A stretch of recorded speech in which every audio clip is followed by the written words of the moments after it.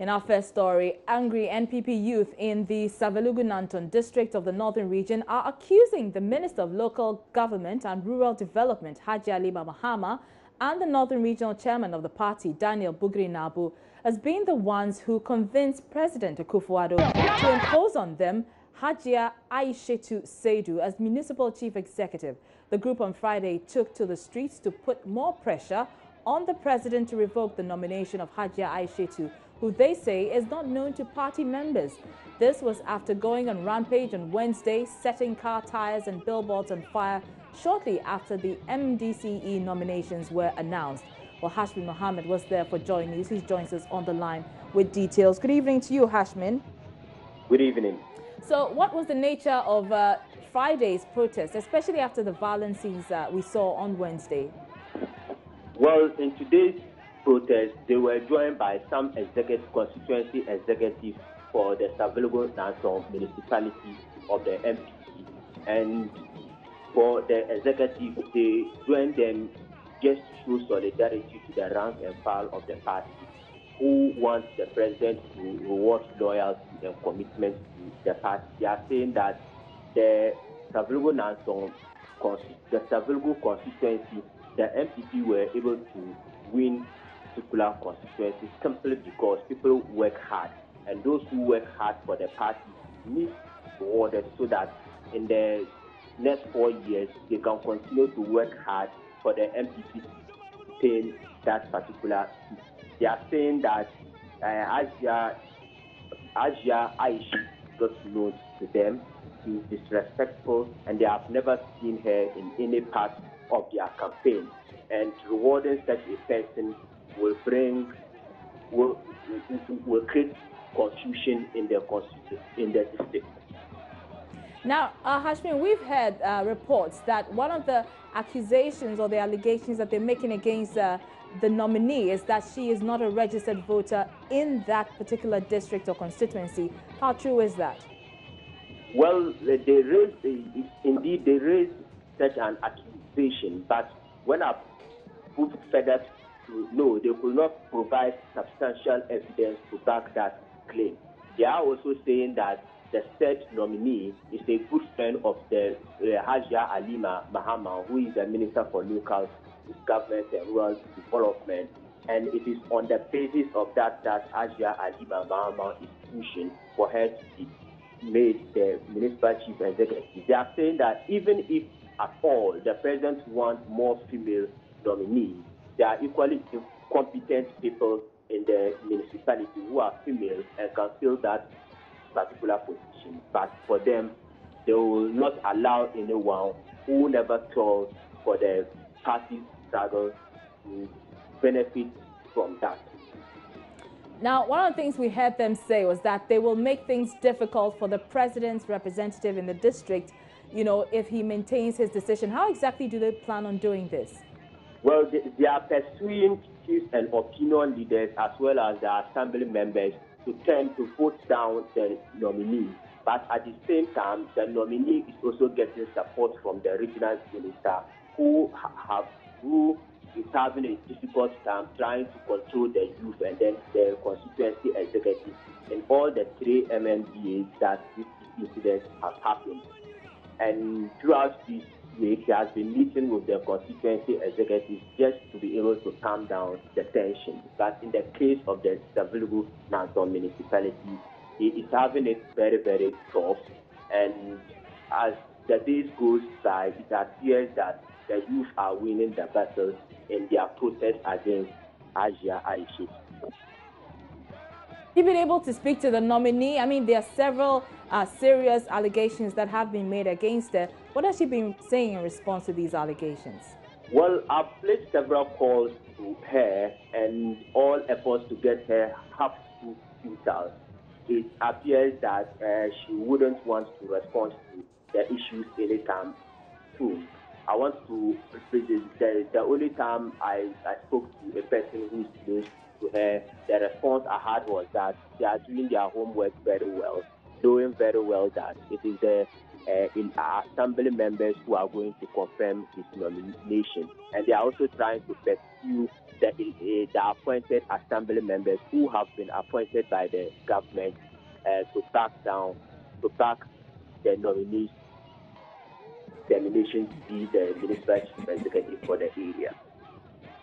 Right, many thanks. That is Hashmin Mohammed. He's a Northern Regional correspondent, bringing us up to speed on that developing story. To the Ashanti region now, where there was confusion at the Acheampong Municipal Assembly after members failed to endorse Ali Seidu as the Municipal Chief Executive. 8 out of the 15 assembly members, including government appointees, voted against the nominee, while 7 voted for him. Some disappointed supporters of the New Patriotic Party and sympathizers of Mr. Seidu stormed the conference hall after hearing the outcome was not in their favor and engaged in a standoff with the military as they voiced their dissatisfaction. The aggrieved members also threatened the lives of the assembly members who they blamed for the unfavorable outcome. The assembly members, as a result, are asking for police protection.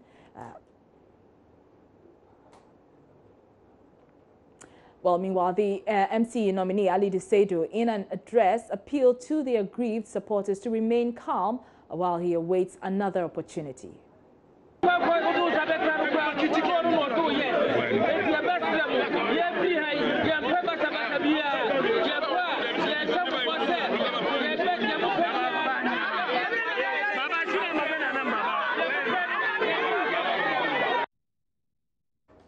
Well, some disappointed supporters who later gathered at the Municipal Assembly have been speaking to Joy News. Watch.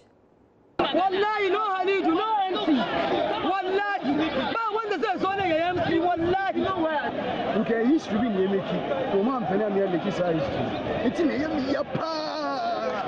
Wallahi, Yemi, say, Omakoto against you on our lead. I need to Babuba, we are down. Wow, Akakawo. Babu Yedayo, Babu Yedago, the Siada, Komi Duka, Muali Riazona, India, Haliduba, Shadan and Ejo, what did the Pandagoni Amade? Two other stories now, and the Ghana Education Service says it is contemplating how to help ease the long winding queues formed by teachers as they race against time to get their names onto the Social Security and National Insurance Trust biometric register. The teachers have besieged regional offices of SSNIT after the Controller and Accountant General indicated that some 26,000 teachers in the public sector who have not registered would forfeit their April salaries. Government says salaries of such individuals would only be released after the registration. My colleague Erastus Asari Donko has been following the issue in the Ashanti Regional Capital, Kumasi, where many of the teachers and other public sector workers formed long queues to get registered. And today we are having quite a number of teachers queuing since morning to be registered. Some of them are here. Let me try to speak with one or two of them and find out how they are doing. Hi, how are you? I'm fine, and you? I'm good. So how long have you been here? Since morning, around 8 a.m. How's the process going for you? It is very slow as compared to the number of people over here, because there are different people from different districts, but it was supposed to be only Ashanti region, and the other regions are here. So because of other regions, the number has raised very high. So we are waiting for them. Well, when you heard early on that indeed they are going to withhold your salaries because you are not on the biometric register, how did that make you feel? I was feeling so bad, boss. I was feeling so bad because going to college 3 years without allowance and after posting for 7 months or 6 months without salary, it's very tedious. Our parents are crying and we are crying too. What challenges are you facing here in trying to register? The challenges that we are facing here, for me, I'm from Dafiama Isa, which is in the Upper West region. And we are in Ashanti region now. And they are saying that they are doing it for those in Ashanti region. So it means that those from the 3 northern regions, we have to gather ourselves and then mobilize ourselves for them to just do it for us. And now we are not getting any help from them because they are in the Ashanti region. Last week they were at Sunyang and they went to Watu for it. And at that time, our staff IDs were not in, so we couldn't do it then. The nature of registration and the short period for the exercise has created a rush where some officials were spotted cashing in on the teachers. Alfred Tewia Cheiba is Deputy Coordinator in charge of the Integrated Payroll and Personnel Database in Ashanti Region. We went to North due to financial inconvenience. Some people could not go to North. When they came here, they have given privilege even to those people. So the same way, I know very well that when they get up to a point and there are a lot of people to do, definitely they will adjust themselves or may adjust themselves to them. Now we witness that people are taking advantage of the situation and are cashing in on it. Some are paying monies and all that. Has that come to your attention? You yourself, you have seen what is going on here. You wouldn't even see anybody talking about money or even transaction. Once you enter, your coordinator come with you, then they have also given me a list of districts who is doing it. So I check the name and see whether you are under that district before you even enter here. So those outside are people making rent, thinking they can have their way out. But when you get to up here, where the exercise is going, you see that this place is very calm. You can witness it. So nobody's paying money to anybody? No, so far I have not seen anything of that sort. And you heard my colleague Erastus Asare-Donko speaking to some teachers there. Let's get on the lines now and speak to Public Relations Officer of the Ghana Education Service, Reverend Jonathan Bete, on this. Many thanks for your time, sir. Many thanks to you too. How are you? I'm very well, thanks for asking. You may have heard the concerns of the teachers that they have not, or they've had to wait in long queues, mainly because the process is slow and that teachers from other regions have joined these queues, which is why the process is delaying. Is the GES concerned about this, and in what way can you intervene, if at all? Well, thank you very much. Ghana Education Service, for that matter, the management, including the Ministry of Education, are so much concerned in their teachers' welfare. We have received word from teacher union concerning their plight for the involvement of their teachers or the payment of their teachers this month. But I thank God so much that the Ministry of Finance and the government came out in compromise with the teacher union, their arrangement in the payment of their April salary in May, second week in May. We have seen the dangers and the challenges that our teachers will be going through as far as the greater number of these people who are concerned and are concerned. So we're trying to see how best next week we will arrange. We will send another message to the biometric officials, people who are conducting this exercise, to see how best they will not be, so that they will not be collided, or the number would not be so much large and the queue will be so much long at a particular place, so that it will fast track the exercise. All right. Now, Reverend Bete, I'm curious to know, how is the abandonment of the classroom by these teachers who are trying to be biometrically registered, how is it in any way impacting teaching and learning? Because they're out of the classroom. Well, thank you very much. If you say they are out of the classroom, I can also remind you that they are on holiday. Our teachers are on holidays. Basic schools are on holidays. Secondary schools are also on holiday, except those who are invigilating the WASI, and one part of the group have finished writing their WASI. So it's a convenient time, even though the number is large at the biometric centers. It's a convenient time at this particular moment. All right. All right. We'll have to end it here. Many thanks for your time. And that was Reverend Jonathan Bete. He is the Public Relations Officer of the Ghana Education Service. You're watching Joy News Prime. We're taking a short break. Don't go away.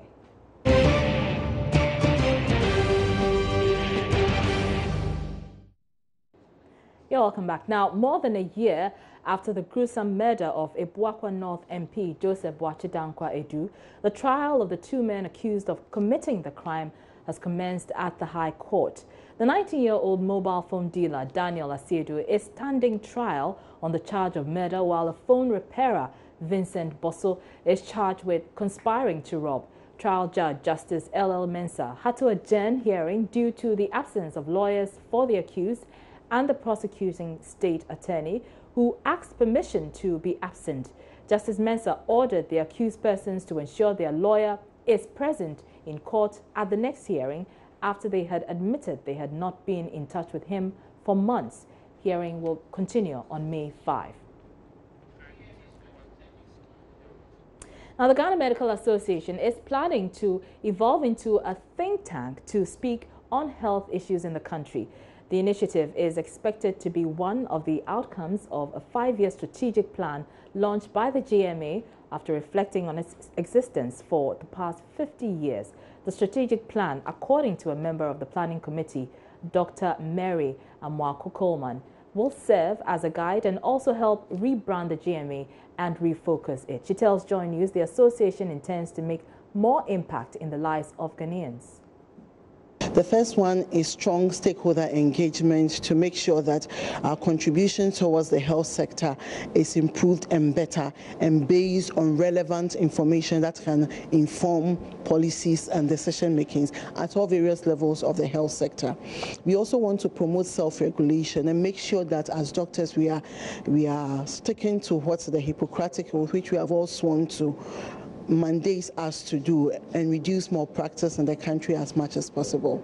We also want to promote professional development of our members and also the welfare of our members to make sure that the relationship between us as a professional body and our employers at all various levels is a healthy one, and yet we are also satisfied with the work that we do and the environment in which we work. So how will you ensure the sustainability of this particular strategic goal since it's 5 years? We are going to make sure that it is incorporated in our plan of activities as an association. That is what is going to guide our annual plans.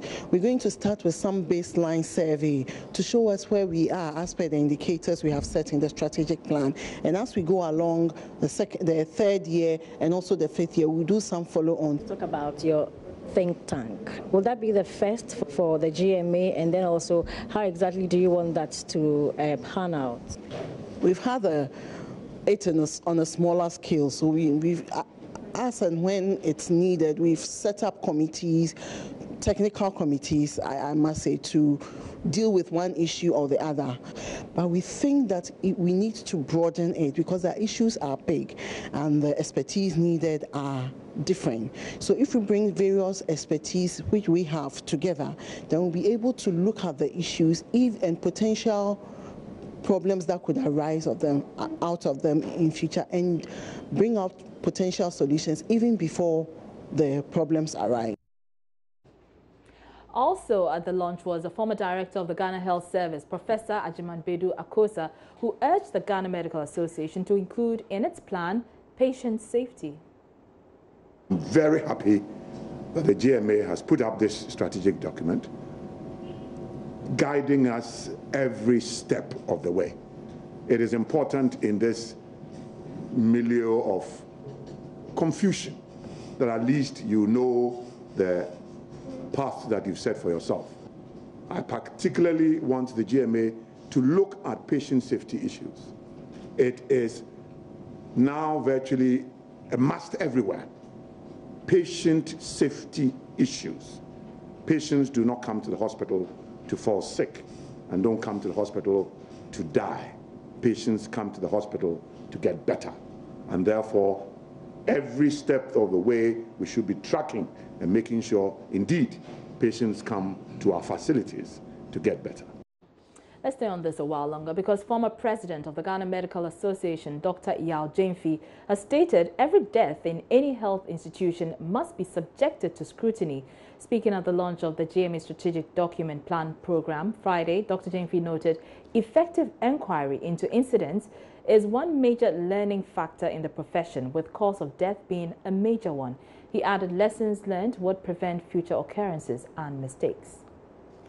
If I had my way, every death will be reportable, and every death will be subject to quality assurance and inquiry of a sort. Some aspects like maternal health and maternal mortalities, I presume will take on board as part of your research to find out why institutional deaths are so high, why certain regions have higher maternal mortalities than others, and then as an association offer advice to inform policy and maybe how we distribute our health personnel and so forth, and even how to train some of them.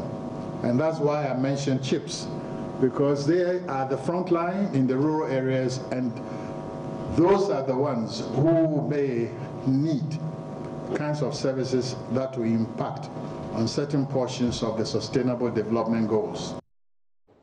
Still on health, the president of the Ghana Nurses and Midwives Association, Ashanti Regional, has condemned recent picketing at the Ministry of Health by the coalition of unemployed bonded diploma nurses, explaining their protest to pressure government to employ them was in bad taste. The GRNMA president spoke with Joy News at an interactive session with executive members of the association at Sunyani in the Bono region. Nesta Kafuya Joma was there for Joy News. Ashanti Regional said the picketing unemployed nurses and midwives failed to inform the association of their plight before embarking on the protest. Picketing of the unemployed nurses and midwives, that one I condemn in no uncertain terms. Because speaking to one radio station, I said that it doesn't dignify our profession. It doesn't. To be in uniform and then sending your mattresses and mat to the Ministry of Health and saying that if you don't give us jobs, we won't, and the TV cameras were showing them with all sorts of horrible things. That is not what we want, the level we wanted things to go. Mr. Ashanti Regional added it was due to the pressure they mounted on government late last year that resulted in the financial clearance of about 6,800 unemployed nurses and midwives by the previous administration. He assured the association will continue to fight for the rights of its members, even though they are not aware of the current situation of the unemployed bonded nurses and midwives. So we are sounding out the clarion call that our younger ones can count on us. We will get the job for them because we've been getting it for the previous, even though it has been difficult. And as I've said, that delayance does not mean denial. The government of the day cannot tell us they can't employ them. And we come with cogent argument that when they start talking about we are bonded, nurses are bonded, so what? The position of the association is that whether anybody is bonded or not, the person needs job. And that is what we go to government and tell them when we have a nurse-patient ratio of 1:22, and those of you already in service are breaking your backs to ensure that we give. So we go with arguments.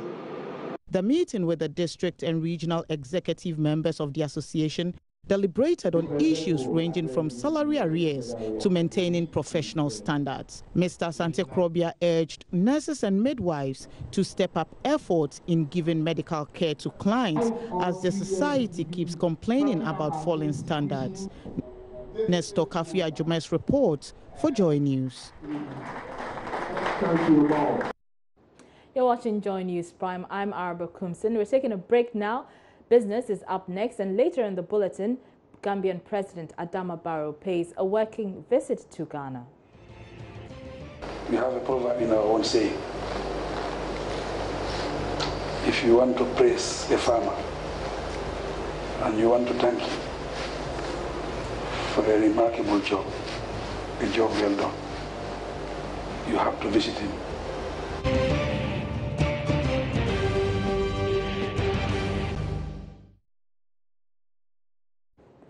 Welcome back. Now, President Akufo-Addo's Chief of Staff has warned chief directors of the various ministries, departments and agencies the administration will have to up their game as non-performance will not be tolerated. Addressing them at the signing of the Chief Director's Performance Agreement here in Accra, Frema Osei Opare announced guidelines to enhance their performance will be adopted and enforced.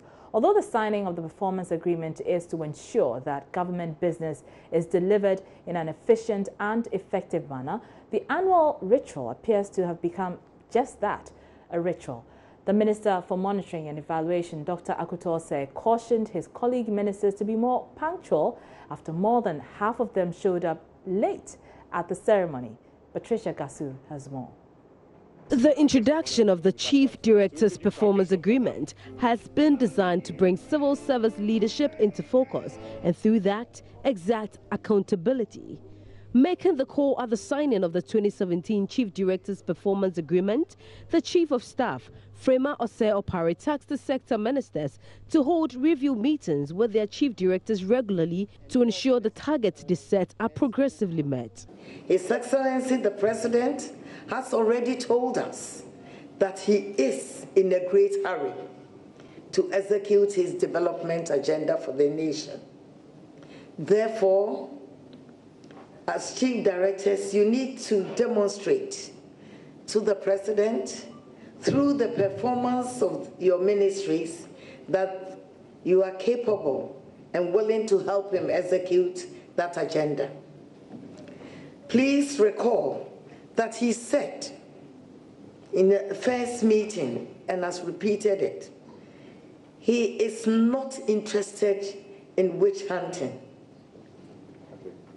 and that all he requires is professionalism, cooperation, and hard work to enable him fulfill the mandate that the good people of Ghana have given to him for at least the next 4 years. She reminded the chief directors the exercise is to establish expectations, apportion accountability, and set agreements for their achievement. The harm that non-performance has caused to the fortunes of this heavily endowed nation of ours is great, and this must not be allowed to continue. We have remained poor in the abundance of enormous natural wealth. This is most unacceptable, and we must change this situation. We therefore count on chief directors to deliver on whatever they will be signing today. The new approach to governance cannot be business as usual. There should be consequences for non-performance. Let us therefore arrange to have these sessions also, not just with your ministers, but with the Office of the Head of Civil Service, to ensure that you are on track. Because I believe that waiting to the end to be assessed is not the way to achieve. Minister for Monitoring and Evaluation, Dr. Akwasi, chided his colleague ministers for showing up late at the ceremony.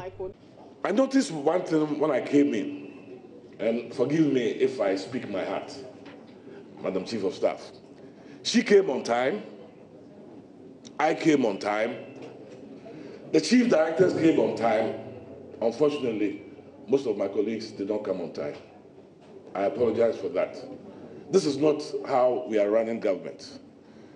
The president has told us when we want to start the meeting at 11 and it says at 11, you cannot come in again. So please, colleagues, this is not a good beginning. This is an attempt to work with the chief directors who are going to be our primary implementers of our program. As you see on our side, only half of our team is here. I don't know the reasons why they are not here. I want to apologize on their behalf. But those that are not here, I'm sure that we'll have to discuss it later. We cannot start or run government the way it used to be run. 9 o'clock is 9 o'clock. It's not 5 to 9, it's not 5 after 9.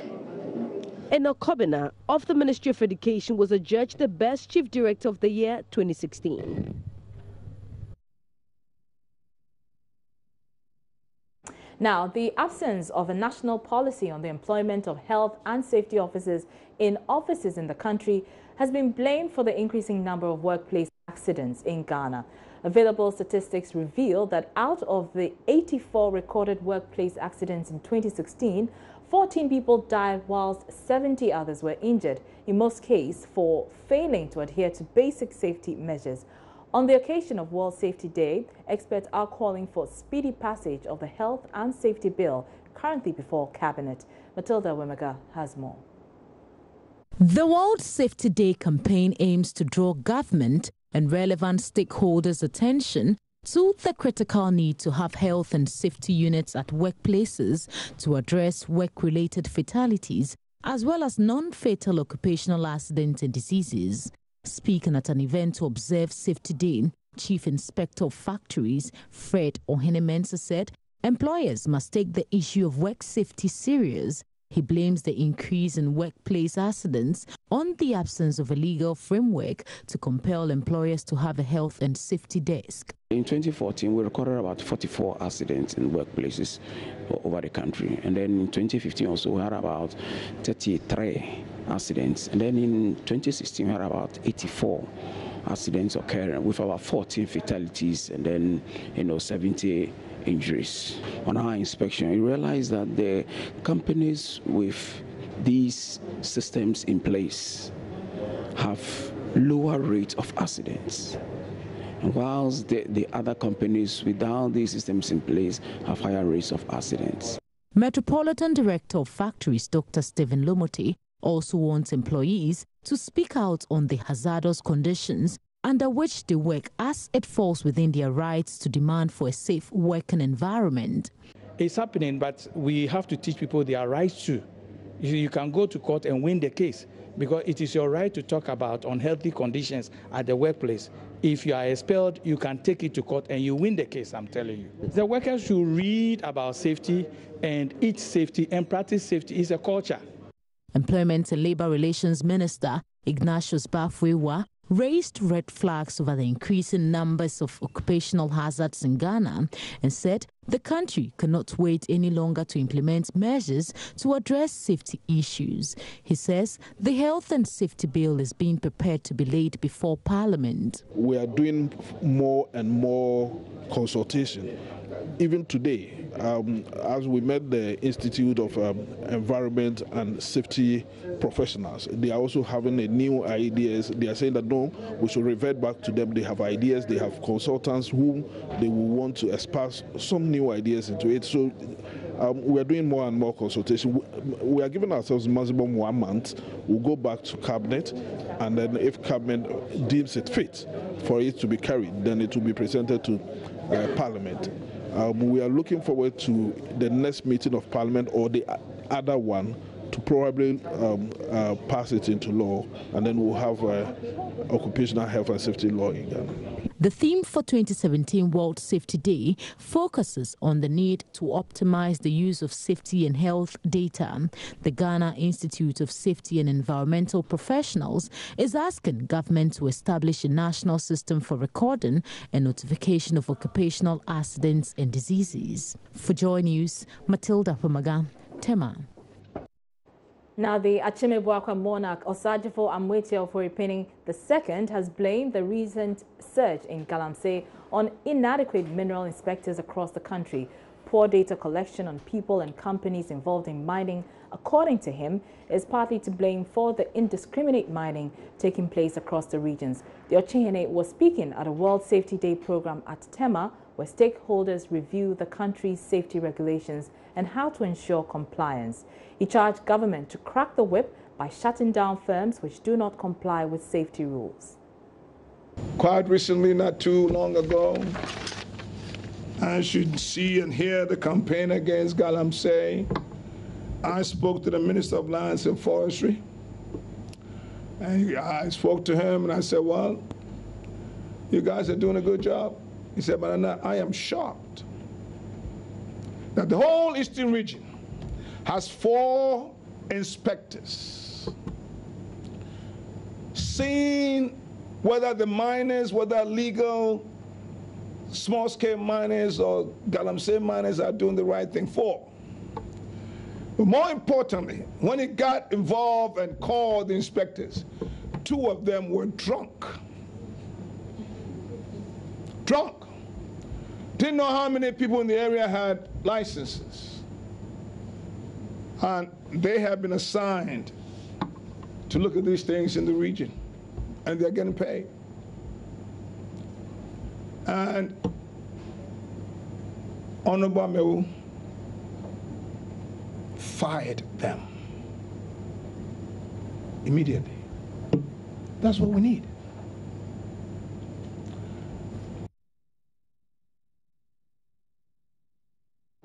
Now, former Member of Parliament for Esunafo South, George Boakye, has asked the British High Commission to reverse its decision banning him from travelling to the United Kingdom for the next 10 years. The former MP, along with 3 incumbent MPs, was accused by the High Commission of facilitating the illegal stay of some Ghanaians in the UK. In a letter addressed to the Speaker of Parliament, the UK High Commissioner, John Benjamin, indicated because of the actions and inactions of some MPs, the Commission will implement a strict procedure to review the applications for work and private visa requests. But the former Esunafo South MP is fighting back over the claims that he engaged in visa fraud and has written to the Commission through his lawyers denying the claims against him. My colleague Evans Mensah joins me in the studio with a copy of that letter. Hello, Evans. Good evening. Good evening, Araba. So the High Commission accused George Boakye of allowing his daughter to stay in the UK illegally or facilitating his daughter's travel to the UK and allowing her to stay there illegally. In the letter, he provides his version of what actually happened. So what does he say? He's talking about some interesting facts that were not in the UK High Commission's letter to the Speaker of Parliament. For example, he talks about the fact that the purpose of his UK visit by my client, in this case Mr. George Boakye, and his 37-year-old daughter, he says, was a private one, and that Mr. Boakye returned as scheduled. Now, his daughter, who is an adult, and the emphasis is on adult, failed to return as scheduled. My client cannot in any way be blamed because his adult daughter overstayed her entry permit into the UK. In fact, he goes on to point out that they will strongly want to bring to the attention of the British High Commissioner that my client, this is the MP in question, applied for a visa, and the daughter, Joyce Boakye, also applied for her own visa separately. Okay. He maintained that the visa applications were independent of each other, just that the client indicated that he will be traveling with his daughter, again, who is an adult. So they keep on repeating that point, that the daughter is 37, is a grown-up. My client was contacted, he explained to you, my client was contacted, he explained, before he left the UK, when the daughter failed to return home after waiting for days as his entry permit had almost expired. He went with the daughter to the UK. Yeah. He is claiming that the daughter failed to return home after, one night or so, and his permit was running out in the UK, so he left the UK, left the daughter behind. He says, my client has not engaged in any form of visa fraud, which is a fundamental accusation against him. All documents presented by my client were genuine, and he made the application directly to the UK Commission and not through any supposed third party. And he says he's not abused the privileges and responsibilities as a diplomatic passport holder. There is one line, though, that is interesting that we haven't heard yet. Yeah. Apparently, he says the British High Commissioner's office, in the interest of justice and fairness, should have put out the true story, which includes a telephone call, a conversation that he had with the British High Commissioner, he claims, in which he explained to the British High Commissioner that when the daughter failed to return home after waiting for days, he had already explained the reasons to the British High Commissioner in a private conversation, and that he believed that should have been captured. The British High Commissioner has said to us that when individuals fail to cooperate, then they have to sort of move the issues to a different level, which is what they're pushing now. Right. But his point is that he was cooperating. Most importantly, he's asked the British High Commission to do two things. First of all, a 10-year ban had been imposed on him in terms of traveling to the UK. Yes. He wants the UK High Commissioner, the High Commission, to reverse that ban. Okay. And secondly, go public and clear his name. If he fails to do so, then he will take what he says all appropriate legal measures to clear his name and reverse that ban. Interesting. But Evans, this matter has received mixed reactions, even from MPs themselves. We know that the MP for, North Tong, yes, Samuel Okudzeto-Ablaka, who's also the ranking member on the Foreign Affairs Committee of Parliament, yeah, he's written on this matter. What are his views on this? His views are rather interesting. First of all, he's not one of those who is unhappy with the leakage, because he claims that some of them already knew about this before even the letter went to the Speaker of Parliament. Okay. What he's worried about is what he perceived to be some colonial tendencies that is creeping into the way the British High Commission is handling the matter. And he cites a number of instances to back this conclusion, which includes the many directives and requests that the British High Commission is making. Some of them include, henceforth, they will only entertain and prioritize requests for visas from MPs if they are made through the Parliamentary Protocol Office. Yes. So they are changing the way visas from MPs are considered, and others. He says that he believes these requests that have been made and the way it's been made, it's very disrespectful. Yes. And that quite clearly, I'm going to read here, Mr. Benjamin, issuing visas to Ghanaian MPs is such a great favor and a reward for good group behavior. Therefore, because the 3 sitting MPs may have misconducted themselves, all 275 MPs must now face the headmasters, if not the colonial governor's wrath and sanctions. Such utter disrespect for our parliament and our country regardless is most unacceptable, he concludes. But again, raises other questions about the conduct of the British High Commission. It says, Mr. Benjamin amazingly had no diplomatic difficulties whatsoever in overstepping boundaries and lecturing our Speaker, our President, though his Secretary, our Chief of Staff, and our Foreign Minister on how diplomatic passports ought to be issued and retrieved. And then he brings in what has happened in the UK, which include the MPs, financial fraud, exactly. So for him, and notably, he is the minority spokesperson on foreign affairs. So that's why his voice carries a lot of weight. Quite interesting. I'm sure we won't see the end of this now. But thank you very much. That was my colleague Evans Mensah. He heads our political desk. Moving on, and President of the Gambia, Adama Barrow, says his country is ready to build on its democracy using Ghana as a model. Mr. Barrow, who was in the country to express gratitude to President Akufo-Addo on the role he played in restoring democratic rule in the Gambia following the disputed election, he says the Gambia has a lot to learn from Ghana in deepening its democracy and the respect for human rights. The office of the President of the Republic of the Gambia. That I will preserve and defend the Constitution. That I will preserve and defend the Constitution. Adama Barrow, who is the third president of the Gambia, was sworn into office after a disputed general election which he defeated incumbent Yahya Jammeh.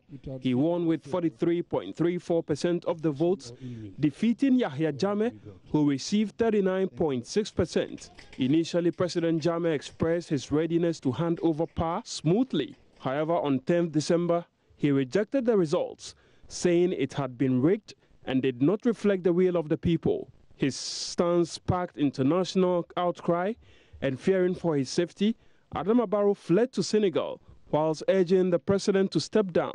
And in spite of appeals by West African heads, including President Mahama, for him to step aside, the Gambian leader refused.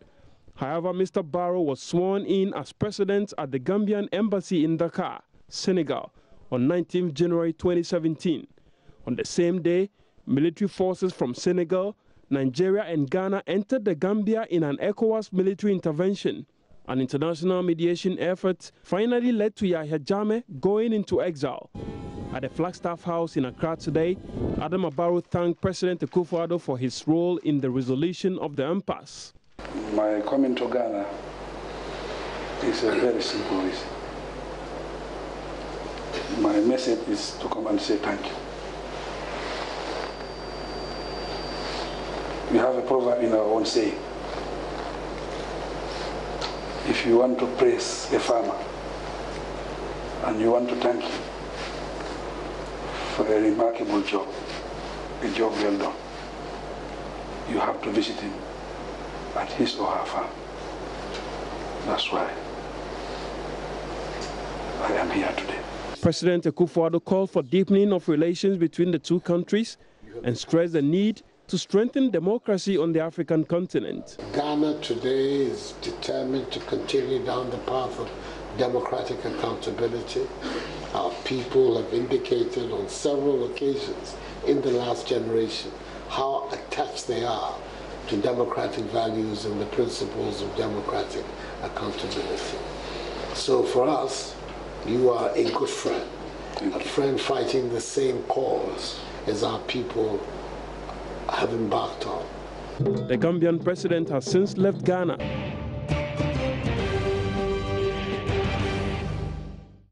Now, Ghana's former ambassador to the United Kingdom is blaming the increasing incidents of indiscipline and rebellion on the failure of leadership to uphold the tenets of honesty whilst in office. Speaking at a lecture at Koforidua Technical University, the former diplomat noted the situation can be curbed if committed and selfless persons are elected into office.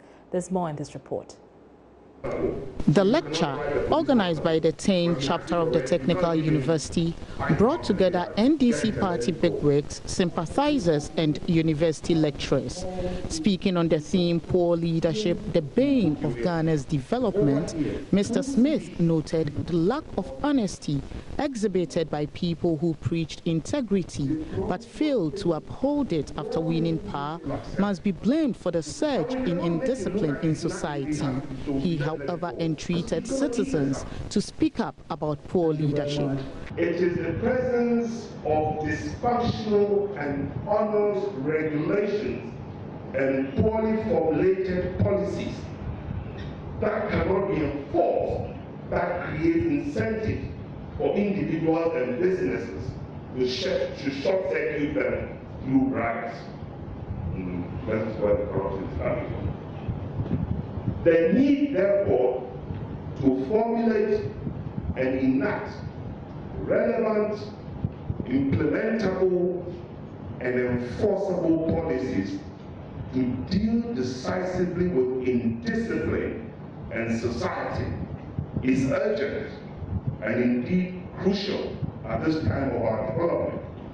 Victor Smith also scolded leaders who deviate from campaign promises and find excuses for their inefficiency, describing it as deceit.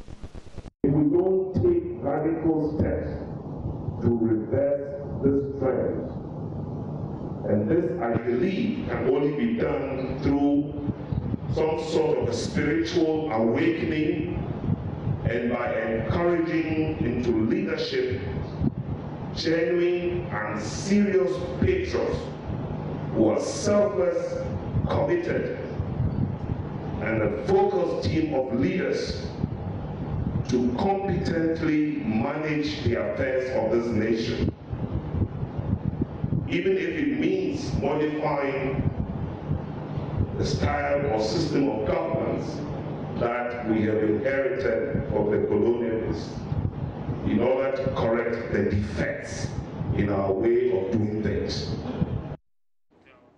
Now, officials of the Meridian Port Services, the construction firm handling expansion work on the Tama Motorway, says it is collaborating with the Motor Transport and Traffic Directorate to deal with the inconveniences that will arise from road diversions at the Tama Motorway roundabout beginning Sunday, April 30, 2017. The diversion is to enable the contractors working on the Tama Motorway roundabout improvements move into the second phase of the project on the Akonsombo to Harbour Approach Road. Matilda Wamago has more. All vehicles passing through the Tama Motorway runabout from Accra, Akosombo, Plau moving to Tama Harbour will be diverted to use the Hospital Road and Hospital Link Road as alternative routes to join the main Harbour Road at the Total Filling Station. The diversion of routes, which forms part of the second phase of expansion project, is expected to last for 3 months. The Ghana Highways Authority says the general public, motorists and pedestrians users are to heed to the diversion signs and give their maximum cooperation. Community Liaison Officer for the Meridian Port Services, Nana Acheampong Owusu, says there has been a lot of stakeholder engagement to deal with the issues that would rise as a result of the diversion.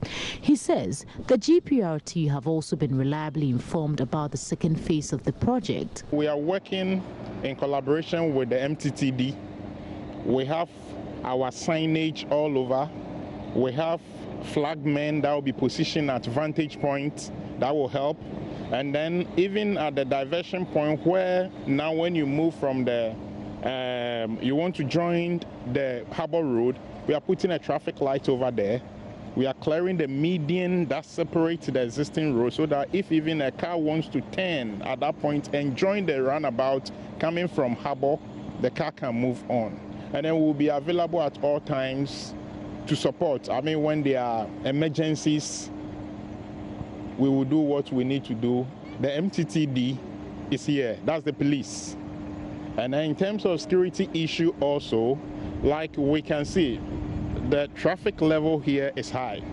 And the community and then the entire, let me say, road users have cooperated with us since day one. This is just about 3 months. And we will do what we need to do to make sure that the security of pedestrians are secured by positioning flagmen at vantage points that they need to cross.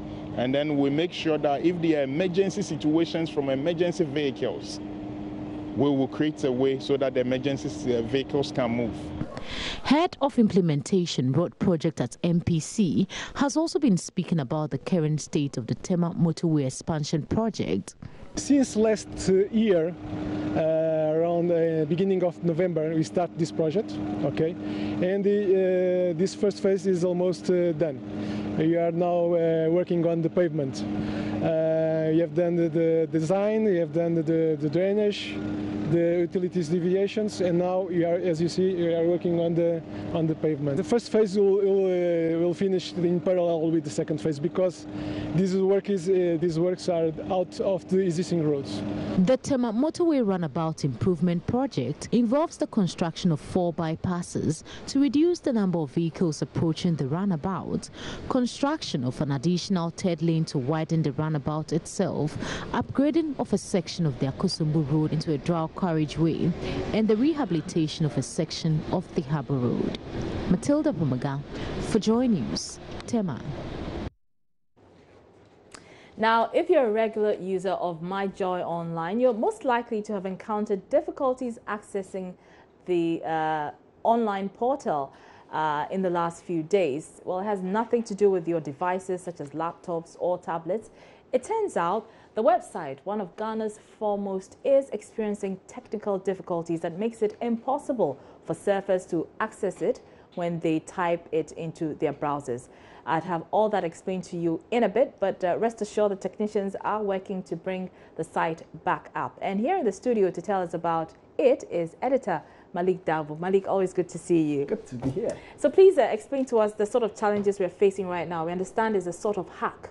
Yes, it's, the technicians call it distributed denial of service attack. What is that again? Okay, so distributed denial of service attack. That's what they call it. Distributed denial DDoS of service attack. That's what they call this. And this simply uses a Trojan to launch an attack that demobilizes the entire network and prevents people from having access. If I may just use an example to illustrate. If you and I were to use the door to get into this studio, and you have thousands of other people who have no business being here, come here and they come ahead of us and block the entrance so that those of us who are legitimate people trying to get access to this studio now no longer have access. This is what happens. This is the kind of attack that we have suffered. Okay. Some people have used a Trojan to create a figment of an avalanche of people coming into the website and then blocking the entrance. So now that they have blocked the entrance, any other persons like you and I and other readers, unfortunately, cannot have access because these guys have blocked the entrance. That's what the attackers have done. So what our guys are trying to do is now to remove this blockade so that people can have access, like you and I would have had access to the entrance after the illegal occupiers have been moved out. That's what the technicians are doing. They are moving out the clogging so that we can have access. We believe that from now until midnight going into tomorrow, they should be able to do that. They started yesterday. They work round the clock to get this done so that people can have access to the stories that we churn out. Unfortunately, we do beautiful stories here. People can't have access to them online because the entrance is blocked. Exactly, because myself, I've been getting a lot of calls about what may have been the problem. Because, you know, we have a lot of readers outside of Ghana, you know, I mean, scattered across the globe, actually. And so a lot of people have been concerned. But thank you so much, Malika Dabu. He's editor of so readers should bear with Online. us. We are working to fix that. Exactly. So hopefully by tomorrow or by close of day tomorrow, the online portal will be up and running. Yes. Thank you very much. Thank you, Rabs. All right. We're taking a short break. We're back with entertainment. So, well, before entertainment, though, Food and Drugs Authority has described the order for withdrawal of the alcoholic beverage Adonko Bitters from the market as a suspension and not a complete ban. Explaining the recall plan, Director of Communications at the authority, James Latte, told Gifty and Appear on the Pulse, even though the directive takes immediate effect, the FDA is expecting the Angel Group of companies to come up with a withdrawal plan which will be monitored for compliance. Meanwhile, the Drunkards Association of Ghana says the suspension of Adonko Bitters, I beg your pardon, the suspension of Adonko Bitters from the market is needless. They insist, based on the experience in alcohol intake. We can hear them now. I don't blame the Adonko Bitters. And the suspension the Food and Drug Board is giving them is not necessary. Why? Why? Because one, you see the images I'm seeing, I'm watching on the young people, the young guys, one, you know, you can't. Their investigation, I don't see any Adonko bottles. Oh, the bottles were there. The bottles were there. The drinks, and they organized them. Most of them cannot afford the Adonko Bitters. You know, when you take the full Adonko Bitters, unless of course you've not eaten anything. But if actually you've taken in some food before drinking it, it will not make you pass out this way. But there were a lot of them. Are you saying that all of them didn't eat? No. What I'm saying is that they've mixed the bitters with other drinks. Some of them carry sachet drinks in their pocket. So Adonko Bitters alone cannot make one pass out like this. Even if you drink full bottle, it will make you pass out. Have you drunk the Adonko Bitters? Of course. The full bottle? Not full bottle, but at least a substantial amount. A substantial amount I've tasted at least. So I know exactly how it reacts to the system. I was at the concert and I actually gathered quite a number of them and I educated them on how to take these Adonko Bitters. Mixing bitters and stuff is not good. It's not good. You are killing yourself. And if it is true that the images I'm seeing, they actually drank Abensu and passed out, then the Abensu company must compensate those people. Adonko Bitters? Yes, the company must compensate them. So we consulted our legal team. And then they are actually working on it. So very soon, if our investigation proves that they actually drank Adonko alone, then we will equally take the company on. So you had Moses Drybone. He is president of the Drunkards Association of Ghana, and the association says it is consulting with its legal team to look into the matter and claim compensation for those who passed out if it turns out they drank only Adonko Bitters. And I'm Araba Coombs, and I'm certainly not a misanthrope. Thanks for joining us throughout all this week. Stay with us throughout the weekend as well, and have a lovely weekend. Good night.